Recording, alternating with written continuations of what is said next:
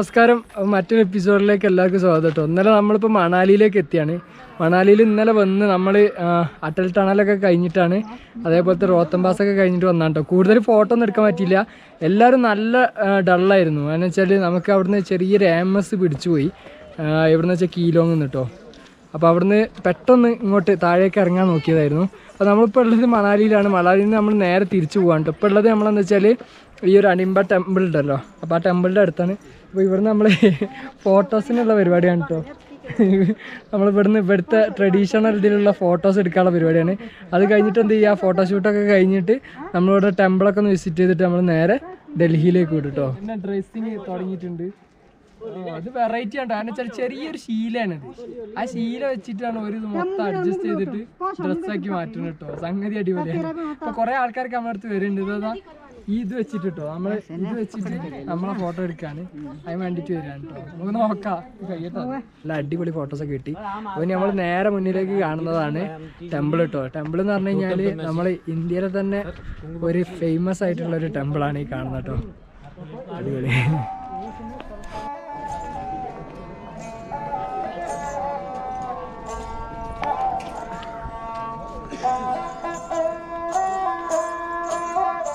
അപ്പോൾ ടെമ്പിളിലെ കാഴ്ചകളൊക്കെ കണ്ട് ഞങ്ങൾ തിരിച്ചിറങ്ങാണ് കേട്ടോ. ഇനി നമുക്ക് നേരെ ഡൽഹിയിലേക്ക് റൈഡ് ചെയ്യാം. എന്ന് വെച്ചാൽ കൂടുതൽ നേരം ഇവിടെ നിൽക്കാൻ വയ്യ. രണ്ടുപേരും നല്ല ക്ഷീണിച്ചിട്ടുണ്ട്. ചെറുങ്ങനെ പനിയിൽ പെട്ടുപോയിട്ടോ രണ്ടുപേരും. അതുകൊണ്ട് തന്നെ കൂടുതൽ റിസ്ക് എടുക്കുന്നില്ല. നേരെ ഡൽഹി വെച്ച് പിടിക്കാം കേട്ടോ. അവിടെ നമ്മളെ റൈഡ് കാര്യങ്ങളൊക്കെ അവിടെ നിന്ന് നമുക്ക് തീരുമാനിക്കാം. അപ്പോൾ നമ്മളെ അവിടുത്തെ റൈഡ് കാര്യങ്ങൾ എങ്ങനെയാണെന്നൊന്നും തീരുമാനിച്ചില്ല കേട്ടോ. ഇനി നമ്മളെന്ന് വെച്ചാൽ വണ്ടി ഓടിച്ചു പോവുകയാണോ, അവിടെ ട്രെയിൻ കയറ്റി വിടുകയാണോ ഒന്നും അറിയില്ല, ഒന്നും തീരുമാനിച്ചിട്ടില്ല. ഫിസിക്കൽ കണ്ടീഷൻ ഭയങ്കര മോശമായിട്ടുണ്ട്, അതുകൊണ്ടാണ്. പിന്നെ അതേപോലെ തന്നെ കോവിഡ് പ്രോട്ടോക്കോൾസ് ഭയങ്കര പ്രശ്നമായിട്ടുണ്ട്. ഒരുപാട് സ്ഥലത്ത് നമുക്ക് റൈഡ് ചെയ്യാൻ ബുദ്ധിമുട്ടുണ്ട്. നമ്മളെ മുന്നേ റൈഡ് ചെയ്ത് പോയ ആൾക്കാരൊക്കെ പറഞ്ഞതെന്ന് വെച്ചാൽ ഒരുപാട് സ്ഥലത്ത് നമുക്ക് സ്റ്റേ കിട്ടുന്നില്ല. അതുപോലെ തന്നെ ഫുഡിൻ്റെ ഫെസിലിറ്റീസ് കിട്ടുന്നില്ല.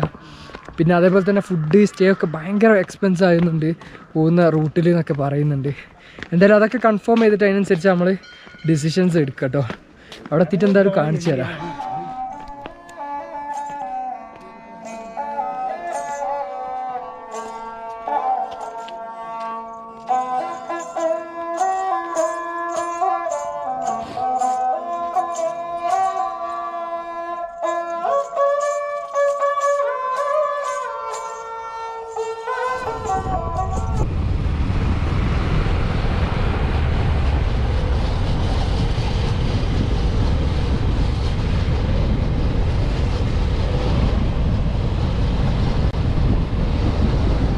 അപ്പം നമ്മളിപ്പോൾ ഡൽഹി പോകുന്ന റൂട്ടിലാണ്. ചാണ്ഡിഗഡ് ഡൽഹി പോകുന്ന റൂട്ടിലാണ് കേട്ടോ. മാണ്ടി എന്ന് പറഞ്ഞ സ്ഥലമുണ്ട്. മാണ്ടിയുടെ തൊട്ട് മുന്നായിട്ട് ഒരു 29 കിലോമീറ്റർ ഉണ്ട് മാണ്ടിക്ക്. അപ്പോൾ നമ്മൾ ഇന്ന് പുറത്ത് ഹോട്ടലിലൊന്നും കയറിയിട്ടില്ല. ഇന്ന് വഴിയിൽ നിന്ന് നമ്മൾ നല്ല മാങ്ങ വാങ്ങിച്ചിരുന്നു ഇന്നലെ. അപ്പോൾ അത് കഴിക്കാം കേട്ടോ. ഓക്കെ. പിന്നെ റോഡ് പക്ക ബോറാണ്, സംസാരിക്കാനൊന്നും പറ്റുന്നുണ്ട് കേട്ടോ. പക്ക വീക്കാണ്. അതുകൊണ്ട് റോഡിലെ വിഷ്വൽസോ കാര്യങ്ങളൊന്നും കാണിക്കുന്നില്ല. പെട്ടെന്ന് ഡൽഹി എത്തുക, എന്നിട്ട് ഞങ്ങൾ എങ്ങനെയാണ് നാട്ടിൽ പോകുന്ന കാര്യങ്ങളൊക്കെ കാണിച്ചില്ല കേട്ടോ. കാരണം വെച്ചാൽ ഒരു ഐഡിയ ഇല്ല എന്ത് ചെയ്യുന്നില്ലേ. നോക്കാം. ഇതാണ് കേട്ടോ നമ്മളിപ്പോൾ ചെറിയൊരു സ്നാക്സ് ഫുഡൊക്കെ കഴിച്ചിട്ടോ. നമ്മൾ ഇന്നലത്തെ മാങ്ങയും സംഭവങ്ങളൊക്കെ. താഴേക്ക് നല്ല വിഷ്വലൊക്കെ ഉണ്ടോ, മുകളിലേക്ക് ഉണ്ടോ, ചെറിയ എന്തോ ഒരു മൊണസ്ട്രി ആണെന്ന് തോന്നുന്നുണ്ട്. പിന്നെ അതെന്താ, അത് ടോയ്ലറ്റ് ഫെസിലിറ്റി ആണ് നമ്മൾ പോകുന്ന വഴിയിൽ. പുരുഷന്മാർക്കും സ്ത്രീകൾക്കൊക്കെ ഉണ്ട്. നമ്മളെ വണ്ടിക്ക് ചെറിയൊരു പണി പിന്നെയും കിട്ടുന്നുണ്ട്. എന്ന് വെച്ചാൽ ചെയിൻ ഏകദേശം തീരാനായിട്ടുണ്ട്. അതുകൊണ്ട് തന്നെ ചെയിന് അടിക്കുന്നുണ്ട് കേട്ടോ. നമുക്ക് അടുത്ത സ്ഥലത്ത് എവിടെയെങ്കിലും ചെയിനൊന്ന് സെറ്റാക്കണം. പോലെ സംസാരിക്കാൻ വയ്യ കേട്ടോ, സംസാരിക്കുന്നത് ക്ലിയർ അല്ല. പിന്നെ വേറെ പ്രശ്നം വെച്ചാൽ ചെവിട് അടഞ്ഞിട്ടുണ്ട്. ചെവിട് അടഞ്ഞിട്ട് രണ്ടാൾ ചെവിട് അടഞ്ഞിട്ട് നമ്മൾ ഈ ഹൈ ആൾട്ടിറ്റ്യൂഡിൽ നിന്ന് ലോ ആൾട്ടിറ്റ്യൂഡിലേക്ക് വരല്ലേ, അതുകൊണ്ടാണ് തോന്നുന്നുണ്ട്. പോലെടാ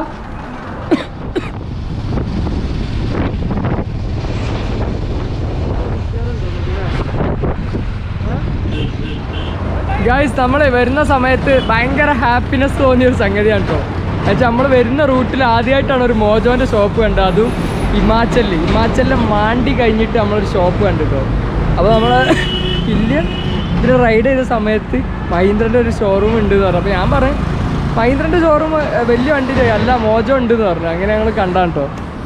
നോക്കിയേ ഇതാ അപ്പോൾ ഗൈസ് ഇവർ ഭയങ്കര അടിപൊളിയാണ് കേട്ടോ. കാരണം വെച്ചാൽ ഇവിടെ കൂടുതൽ വണ്ടികളോ കാര്യങ്ങളോ ഒന്നുമില്ല. എന്നിട്ട് പോലും നമ്മളിവിടെ എത്തിയപ്പോൾ ഭയങ്കര കെയർ ആയിരുന്നു. അതുപോലെ തന്നെ അവരെന്നെ കണ്ടെത്തി ആ ഒരു എന്താ പറയുക ബ്രേക്കിൻ്റെ പാഡൊക്കെ പോയിട്ടുണ്ടായിരുന്നു നമ്മുടെ വണ്ടിയുടെ. അപ്പോൾ നമ്മുടെ അടുത്തൊരു എക്സ്ട്രാ പാഡ് ഉണ്ടായിരുന്നു. ആ പാഡ് വെച്ചിട്ട് ഇപ്പോൾ നമ്മൾ ബ്രേക്ക് കാര്യങ്ങളൊക്കെ നന്നാക്കാം കേട്ടോ. ഇതാണിപ്പോൾ സംഭവം കേട്ടോ. ഈ ഒരു ബ്രേക്ക് പാഡ് ഇവിടെ പോയിട്ടുണ്ട്. അപ്പോൾ ഇത് നന്നാക്കുകയാണ് ഇപ്പോൾ ചെയ്യുന്നത് കേട്ടോ. ഇവരെന്താ വെച്ചാൽ ഇവർ ഭയങ്കര കെയറും കാര്യങ്ങളാണ്. എല്ലാ മഹീന്ദ്ര ഷോറൂമും കെയറാണ്. പക്ഷേ മഹീന്ദ്രയുടെ അടുത്ത് ഇവർക്ക് റെസ്പോൺസ് ഒന്നും ഇല്ല എന്ന് പറയുന്നത്. 2006 now you are going to close like maybe cause of product Mahindra have only one product, only Mojo, and it is not possible to survive only one product. yes അപ്പോൾ ഗൈസ് അവർ പറഞ്ഞതെന്താ വെച്ചാൽ ഞാനിപ്പോൾ ഇയാളോട് ഇതിൻ്റെ കാര്യങ്ങളൊക്കെ സംസാരിച്ചിട്ട് അപ്പോൾ വെച്ചാൽ വളരെ കറക്റ്റാണ്. കാരണം വെച്ചാൽ ഒരു പ്രൊഡക്റ്റ് വെച്ചിട്ട് എങ്ങനെ സർവൈവ് ചെയ്യും. ഇപ്പോൾ ബജാജിൻ്റെ ഒരു പ്രൊഡക്റ്റ് ഇപ്പം ഡൊമിനോർ മാത്രമാണെങ്കിൽ ബജാജ് സർവൈവ് ചെയ്യുമോ? ഒരിക്കലും ബജാജിന് സർവൈവ് ചെയ്യാൻ പറ്റില്ല. അപ്പോൾ ഇവർ പറഞ്ഞു വെച്ചാൽ ഈ ഗസ്റ്റോ അതേപോലത്തെ ഡ്യൂറോ പോലത്തെ ചെറിയ പ്രൊഡക്റ്റുകൾ, സെഞ്ചുറോ പോലത്തെ പ്രൊഡക്റ്റുകൾ, ഇങ്ങനത്തെ പ്രൊഡക്റ്റുകളൊന്നും ഇവർ ആവശ്യത്തിന് കൊടുക്കുന്നില്ല, പ്രൊമോഷനും ചെയ്യുന്നില്ല എന്നാണ് പറയുന്നത്.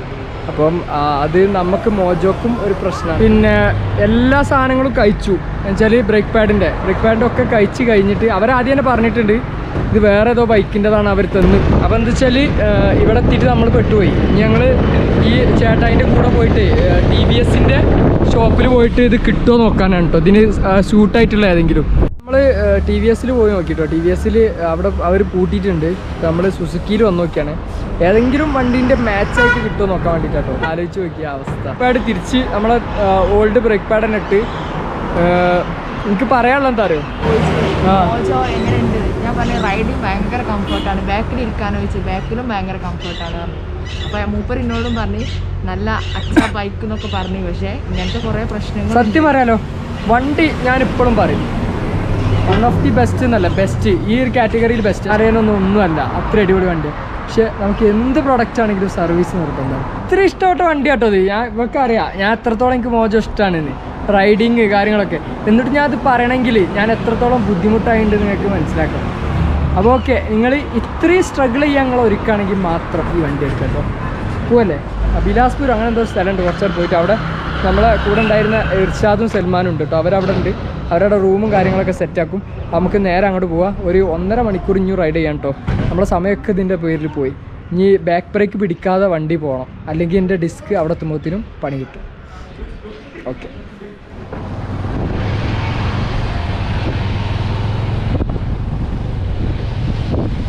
ഗൈസ്, അപ്പോൾ നമ്മൾ ഇന്നലെ ഡൽഹിക്ക് പോകുന്ന റൂട്ടിലൊരു സ്ഥലത്ത് സ്റ്റേ ചെയ്തിട്ടുണ്ട് കേട്ടോ. അപ്പോൾ ഇന്നലെ രാത്രി നമുക്കൊന്നും ചെയ്യാൻ പറ്റാത്ത അവസ്ഥ. ഇപ്പം ഇന്ന് നിങ്ങൾക്ക് അറിയാം, എൻ്റെ മുഖത്തേക്ക് നോക്കിയാൽ മനസ്സിലാവും നല്ല ക്ഷീണിച്ചിട്ടുണ്ട്. നമുക്ക് എന്താണെന്ന് അറിയില്ല കേട്ടോ. ഈ കോവിഡ് ആണോ എന്ന് അറിയില്ല, വേറെ എന്തെങ്കിലും ആണോ അറിയില്ല. അത്യാവശ്യം നല്ല ക്ഷീണമുണ്ട്. പിന്നെ മരുന്നും കാര്യങ്ങളൊക്കെ കഴിക്കുന്നുണ്ട്. അപ്പോൾ അതൊക്കെയാണ് അവസ്ഥ. ഇന്നലെ നമ്മൾ മഹീന്ദ്ര മോജോനെ കുറിച്ചാണ് ഇന്നലെ പറഞ്ഞത് കേട്ടോ. അപ്പോൾ ഇന്നലെ ഞാൻ ഒരു ഫ്രസ്ട്രേഷൻ്റെ പുറത്ത് പറഞ്ഞതല്ല. എൻ്റെ അടുത്തുള്ളൊരു മിസ്റ്റേക്ക് എന്ന് വെച്ചാൽ ഞാൻ ആ ഒരു കോഡ് വെച്ചിട്ട് നോക്കിയില്ല. നമ്മൾ ഒരു വിശ്വാസത്തിൻ്റെ പുറത്ത് അതെടുത്ത് പോകുന്നതാണ്. അതുകൊണ്ട് മാത്രമല്ല ഞാൻ ഇന്നലെ ആ ഒരു വീഡിയോ ചെയ്തത് കേട്ടോ. കാരണം വെച്ചാൽ ഞാൻ ഈ വണ്ടി സ്റ്റാർട്ട് ചെയ്തിട്ട് അന്ന് മുതൽ ഈ ഒരു വീഡിയോ ചെയ്യണം എന്ന് ആഗ്രഹിച്ചതാണ്. പക്ഷേ ഞാൻ കുറേ സമയത്തോടെ നമ്മൾ പ്രൊഡക്റ്റിനെ കുറ്റം പറയണ്ട എന്നുള്ള നിലയ്ക്ക് ഞാൻ ഒരുപാട് വീഡിയോസ് ഞാൻ ഡിലീറ്റ് ചെയ്ത് കളഞ്ഞാണ്. പക്ഷേ ഇത് ഇനി എനിക്ക് പറയാണ്ടിരിക്കാൻ വയ്യ. അതുകൊണ്ടാണ് ഞാനിത് ഷെയർ ചെയ്യുന്നത് കേട്ടോ. അപ്പോൾ ഇതിൽ നിങ്ങൾ ശ്രദ്ധിക്കേണ്ട ഒരു കാര്യം എന്താണെന്ന് വെച്ചാൽ, ഞാനിപ്പോൾ കേരളം വിട്ടിട്ട് ഇങ്ങോട്ട് വരുന്ന സമയത്ത് മോജോക്ക് ഒരൊറ്റ ഷോറൂമുകളും ഇല്ല. അവർ ശരിക്കും നമ്മളെ ചീറ്റ് ചെയ്യാണ്. നമ്മൾ അവരെ സൈറ്റിൽ നോക്കുമ്പോൾ എല്ലാ സ്റ്റേറ്റിലും 1-2 ഷോറൂമുകൾ നമ്മൾ കാണുന്നുണ്ട്. പക്ഷേ അത് ആക്ച്വലി ഇപ്പോൾ മോജോൻ്റെ ഷോറൂമുകളില്ല. എല്ലാ സ്ഥലത്തും ജാവയുടെ ഷോറൂമുകളാണ്. അവിടെ നമുക്ക് മോജോ സർവീസ് ചെയ്യാനുള്ള അവൈലബിലിറ്റി ഇല്ല. അതിൻ്റെ കാരണം എന്താണെന്ന് വെച്ച് കഴിഞ്ഞാൽ അവർ ഇപ്പോൾ മോജോന്ന് കൺവേർട്ട് ചെയ്തിട്ട് ജാവയിലേക്ക് മാറിയതാണ്, സെയിൽസ് ഇല്ലാത്തതുകൊണ്ട്. അപ്പോൾ ശരിക്കും അവർ നമ്മളെ ചീറ്റ് ചെയ്യാണ്. കാരണം വെച്ചാൽ അവരെ ഒഫീഷ്യൽ വെബ്സൈറ്റിൽ തന്നെ അവർ ഇന്ന സർവീസ് സെൻറ്ററുകളൊക്കെ ഉണ്ടെന്ന് പറഞ്ഞിട്ട് കൊടുത്തു കഴിഞ്ഞാൽ അത് വെച്ചിട്ടാണ് നമ്മൾ വണ്ടി വാങ്ങിക്കുന്നത്. അപ്പോൾ കേരളം കഴിഞ്ഞാൽ ഒരു സർവീസ് സെൻറ്റർ പോലും ഇല്ല. പക്കായിട്ട് ഒരു സർവീസ് സെൻറ്റർ പോലും പെട്ടുപോകും. അപ്പോൾ ആരെങ്കിലും എൻ്റെ വീഡിയോസ് കാണുന്നുണ്ടെങ്കിൽ ഈ കാര്യങ്ങളൊക്കെ മനസ്സിലാക്കിയിട്ട് നിങ്ങൾക്ക് ബോധ്യപ്പെട്ടാൽ മാത്രം ഈ വണ്ടി എടുക്കുക. എൻ്റെ വീഡിയോസ് കണ്ടിട്ട് ആരെങ്കിലും മുന്നേ വണ്ടി എടുത്തിട്ടുണ്ടെങ്കിൽ സോറി. കാരണം വെച്ചാൽ ഞാൻ ഈ വണ്ടിയെക്കുറിച്ചാണ് പറഞ്ഞത്. സർവീസിനെ കുറിച്ച് ഇത്രയും ഡീപ്പായിട്ട് ഞാനും അറിഞ്ഞത് ഇപ്പോഴാണ് കേട്ടോ. കാരണം വെച്ചാൽ നമ്മളെ ഒരു കൺസെപ്റ്റ് എന്ന് വെച്ചാൽ അവരുടെ സൈറ്റിലുള്ള എല്ലാ സർവീസ് സെൻ്ററുകളും അവൈലബിൾ ആണ് എന്നാണ്. പക്ഷേ ഒരു സർവീസ് സെൻറ്റർ പോലും അവൈലബിൾ അല്ല. നമുക്ക് യൂട്യൂബേഴ്സൊക്കെ മോജോനെ റിവ്യൂ ചെയ്ത വീഡിയോസൊക്കെ നിങ്ങൾ കണ്ടിട്ടുണ്ടാവും. വെച്ചാൽ ഞാൻ ഓരോരുത്തരെ എടുത്തു പറയുന്നില്ല. അപ്പോൾ അവരൊക്കെ എന്താണെന്ന് വെച്ചാൽ ഒരു വണ്ടി എടുത്തിട്ട് 2-3 ദിവസം അത് കയ്യിൽ വെച്ചിട്ട് ആ വണ്ടിയെക്കുറിച്ചാണ് റിവ്യൂ ചെയ്യുന്നത്. വണ്ടിയെക്കുറിച്ച് ഞാനും റിവ്യൂവിൽ പറയുന്നത് പക്ക പെർഫെക്റ്റാണ്. ഒരു ടൂറിങ്ങിന് വേണ്ടിയിട്ടുള്ള എല്ലാ സ്പെക്കുള്ള നല്ലൊരു വണ്ടിയാണ്. ഓക്കെ, പക്ഷേ അവർക്ക് ഇതിൻ്റെ ഒരു യൂസ് ചെയ്തിട്ടുള്ള ഡിഫിക്കൽട്ടീസ്, എത്രത്തോളം സർവീസ് പ്രോബ്ലംസ് ഉണ്ടെന്ന് അറിയാൻ പറ്റില്ല. അപ്പോൾ അത് നമ്മൾ മനസ്സിലാക്കുക. അപ്പോൾ എൻ്റെ വീഡിയോസ് ആണെങ്കിലും നിങ്ങൾ വണ്ടി ടെസ്റ്റ് ഡ്രൈവ് ചെയ്യാതെ അത് വാങ്ങിക്കരുത്.